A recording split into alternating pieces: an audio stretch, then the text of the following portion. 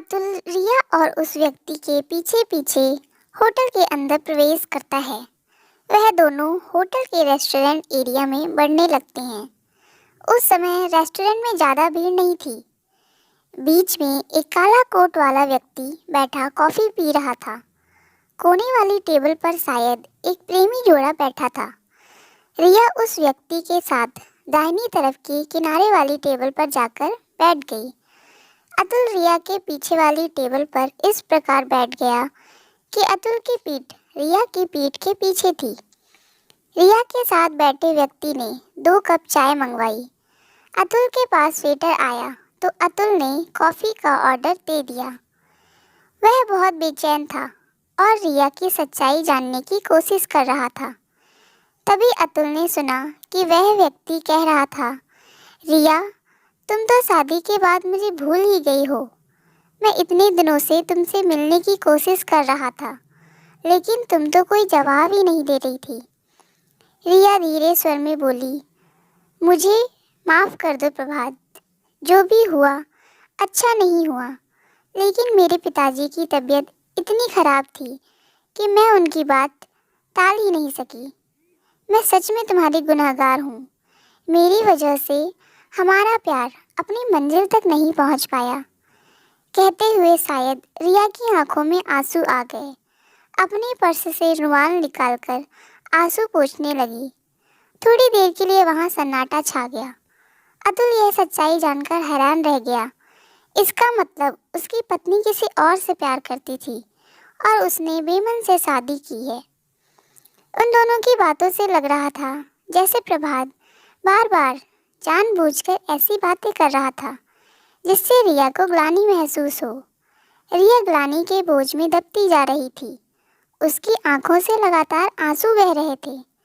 प्रभात ने जैसे ही उसके आंसू पोंछने के लिए हाथ आगे बढ़ाए, प्रिया ने झट से कहा, रुक जाओ प्रभात, अब मैं किसी और की पत्नी हूँ।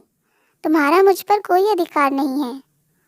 अतुल व्यंग से सोचने लगा, तो तुम मेरी विवाहिता हो तो तुमने मुझे कौन सा अधिकार दे दिया? आज भी अपनी प्रेमी के साथ बैठी हो। तब तक वेटर उनके टेबल पर चाय लेकर आ चुका था। अतुल की कॉफ़ी भी आ गई थी, लेकिन अतुल को जरा भी कॉफ़ी पीने का मन नहीं कर रहा था।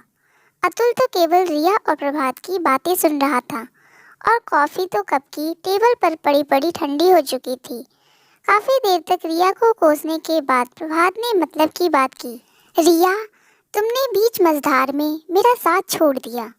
मेरी जीवन संगनी तो नहीं बन पाई तुम, लेकिन क्या तुम मेरी छोटी सी मदद कर सकती हो? रिया ने अपने आंसू पोंछते हुए कहा कि प्रभात, कहो ना, मैं अगर तुम्हारे किसी भी काम आ सकती हूँ तो इससे बढ़कर खुशी की बात और क्या हो सकती है। प्रभात ने दुखी स्वर में कहा, देखो रिया, तुम्हें तो पता ही है मेरी माँ हार्ट पेशेंट है। अब डॉक्टर ने उनके स्वास्थ्य को देखते हुए ऑपरेशन करने को कहा है। मुझे 5 लाख रुपयों की ज़रूरत है, इसका इंतज़ाम मैं नहीं कर पा रहा हूँ। अगर तुम मुझे रुपए दे सको तो बड़ी मेहरबानी होगी। जॉब लगते ही मैं तुम्हें तुम्हारे सारे पैसे वापस कर दूँगा। रिया चौंक गई और कहने लगी कि देखो प्रभात, तुम्हारी पहले भी मदद करने के लिए मैंने अपने कानों के झुमके बेचे थे, जिसकी वजह से मुझे अपनी माँ से झूठ बोलना पड़ा था। लेकिन अब मेरी शादी हो गई है, तुम ही सोचो मैं इतने पैसे कहाँ से लाऊंगी।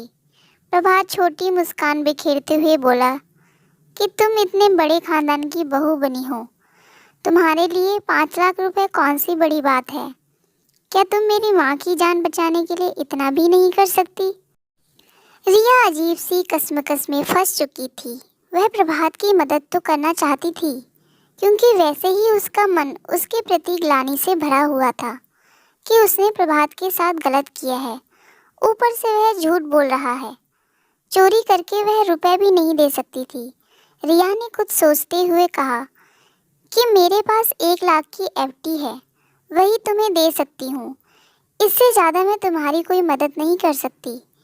मैं दिल से चाहती हूँ कि तुम्हारी माँ अच्छी हो जाए।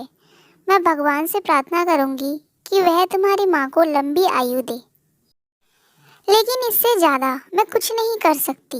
प्रभात ने कुछ सोचते हुए कहा कि ठीक है, पहले तुम 1 लाख का इंतजाम करो, मैं भी कुछ कोशिश करता हूँ, फिर बाद में देखते हैं कि आगे क्या करना है। रिया वहाँ से उठकर चली गई। अतुल को आखिर यह समझ में नहीं आ रहा था कि उसे किस बात की सज़ा मिली है। अतुल तो पहली नज़र में रिया को देखते ही उसका दीवाना हो गया था, लेकिन उसे कहाँ पता था कि रिया किसी और को चाहती होगी। अतुल को एक उम्मीद थी कि रिया एक न एक दिन उसके प्यार को समझ जाएगी, लेकिन अब सच्चाई जानने के बाद उसकी यह उम्मीद भी अब टूट चुकी थी। रिया तो वहाँ से जा चुकी थी। अतुल अभी भी वहीं बैठा शून्य पर ताक रहा था। तभी पीछे से प्रभात का फ़ोन बजा। वो फ़ोन रिसीव करते ही कहने लगा, जी भाई, आपके 1 लाख का इंतज़ाम हो गया है, बाकी की रकम भी मैं जल्द ही चुका दूंगा। एक सोने की अंडा देने वाली मुर्गी हाथ लग गई है। अब देखना कैसे यह मुर्गी किस्तों में मुझे मालामाल कर देगी। यह सब सुनते ही अतुल के होश उड़ गए कि रिया पता नहीं कैसे लफंगे के चक्कर में फंसी हुई है। थोड़ी देर में प्रभात भी वहां से जा चुका था। अतुल अपना सिर पकड़कर वही टेबल पर बैठा हुआ था।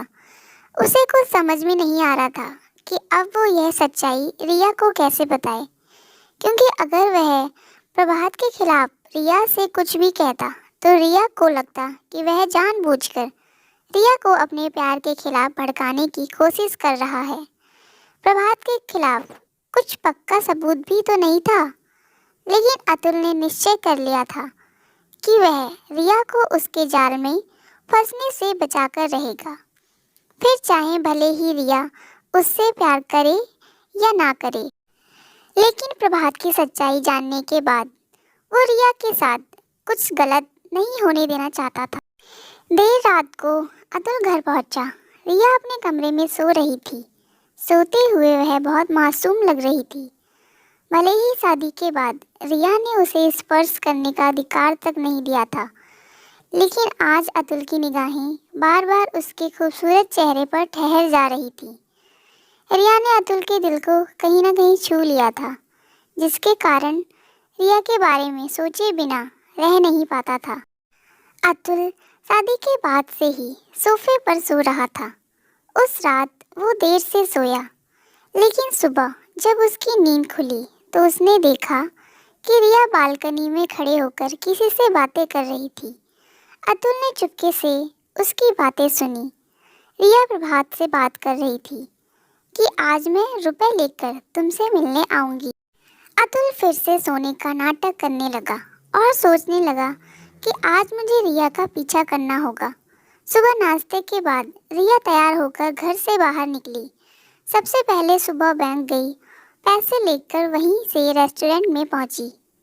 वहां वह प्रभात से मिली। प्रभात ने सबसे पहले रुपए लेकर अपने पास रख लिए। अतुल भी एक निश्चित दूरी बनाकर दोनों पर नजर रखे हुए था। प्रभात ने रिया का हाथ थामने की कोशिश की। रिया ने अपना हाथ पीछे खींच लिया तो प्रभात भद्दी सी हंसी हंसते हुए बोला, यह सती सावित्री बनने का नाटक मत करो। मैं तुमसे प्यार करता हूँ यार। पहले तो तुमने मुझे हाथ लगाने नहीं दिया, क्योंकि तुम कहती थी कि शादी के बाद यह सब करना। अब तो तुम्हारी शादी किसी और से हो गई है, तो मुझे एक मौका कब दोगी? रिया स्तब्ध रह गई। वह गुस्से से बोली, ये क्या बकवास है? फिर प्रभात ने हंसते हुए कहा, बकवास क्या? हम प्यार करते थे ना, तो प्यार में कुछ गलत नहीं होता। इतना कहकर वो फिर से उसका हाथ पकड़ने की कोशिश करने लगा। रिया परेशान हो गई और उसने गुस्से से कहा, देखो, मैं तुम्हारी मदद कर रही थी, क्योंकि मुझे लग रहा था कि मैंने तुम्हारे साथ अन्याय कर दिया है, लेकिन तुम यह सब क्या बकवास किए जा रहे हो? प्रभात ने गुस्से में कहा कि तुम्हें मेरी बात माननी ही होगी। और सुनो, इन पैसों से कुछ नहीं होने वाला। तुम अपने गहने बेचो, चोरी करो या अपने पति से भीख मांगो, मुझे अब पैसों से मतलब है। अगर तुमने मेरी बात नहीं मानी तो मैं हमारे अफेयर की बात तुम्हारे पति और तुम्हारे पिता दोनों को बता दूंगा। मुझे नहीं पता था कि तुम ऐसे घटिया इंसान निकलोगे। मैं तो तुम्हारी मदद कर रही थी कि तुम्हारी माँ बीमार है, लेकिन तुम तो मेरा नाजायज़ फ़ायदा उठाने की कोशिश कर रहे हो। प्रभात जोर का ठहाका लगाकर हंसते हुए बोला कि तुम जैसी बेवकूफ़ लड़कियों के साथ होना भी यही चाहिए। अब तुम्हारे पास मेरी बात मानने के अलावा कोई चारा नहीं है। तभी अतुल वहां पहुंच गया और प्रभात को एक जोरदार तमाचा मारते हुए बोला कि जब तक मैं रिया के साथ हूँ, रिया तुम जैसे घटिया इंसानों के हाथ की कठपुतली नहीं बनेगी। यह मेरी पत्नी है और मेरी पत्नी से दूर ही रहना। रिया ने जो भी तुम्हें पैसे दिए हैं, चुपचाप उनको निकालकर यहाँ टेबल पर रख दे। अतुल को वहां देखकर प्रभात हक्का बक्का सा रह गया। प्रभात ने किसी तरह खुद को संभालकर धमकी देते हुए कहा कि अच्छा, तो पति पत्नी दोनों मिलकर मुझे फंसाने की कोशिश कर रहे थे। लेकिन तुम दोनों सोच लो कि अगर मैंने रिया की सच्चाई उसके पापा को बता दी तो शायद उसके पापा यह सब सह नहीं पाएंगे। रिया की नज़र झुक गई थी। वह अतुल से नजरें नहीं मिला पा रही थी। अतुल ने क्रोध से कहा कि रिया के पापा के लिए हम सब हैं यहाँ।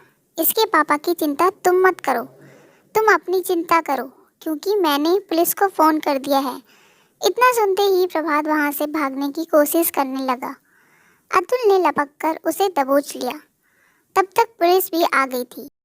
प्रभात को गिरफ्तार कर लिया गया और रिया के पैसे वापस मिल चुके थे। अतुल ने रिया से कहा, जो कुछ भी हुआ है वह केवल हमारे बीच रहेगा। घर वालों को उसके बारे में बताने की कोई ज़रूरत नहीं है। रिया हाथ जोड़कर पति से माफ़ी मांगने लगी। मुझे माफ़ कर दो। शादी के बाद से मैंने तुम्हें भरपूर नज़रअंदाज किया, लेकिन फिर भी तुमने पति होने का कर्तव्य निभाया। माफ़ी की तो कोई बात ही नहीं है। तुम तो खुद ही ऐसे घटिया इंसान के चंगुल में फंसी हुई थी। रिया आज मन ही मन अपने पापा को धन्यवाद दे रही थी, जिनके कारण उसे इतना सुलझा हुआ और समझदार पति मिल पाया था। एक दूसरे को जानते समझते हुए दोनों के बीच प्यार को उपजने लगा और जल्द ही दोनों का दाम्पत्य जीवन खुशियों से भर गया था। दोस्तों, किस्मत अच्छी होती है तो कोई चाहे हमारा कितना बुरा करने की कोशिश क्यों ना करे, सब अच्छा ही होता है। तो कैसी लगी हमारी स्टोरीज, प्लीज़ अपनी राय कमेंट बॉक्स में ज़रूर दें और चैनल को सब्सक्राइब ज़रूर करें गाइस। Thank you.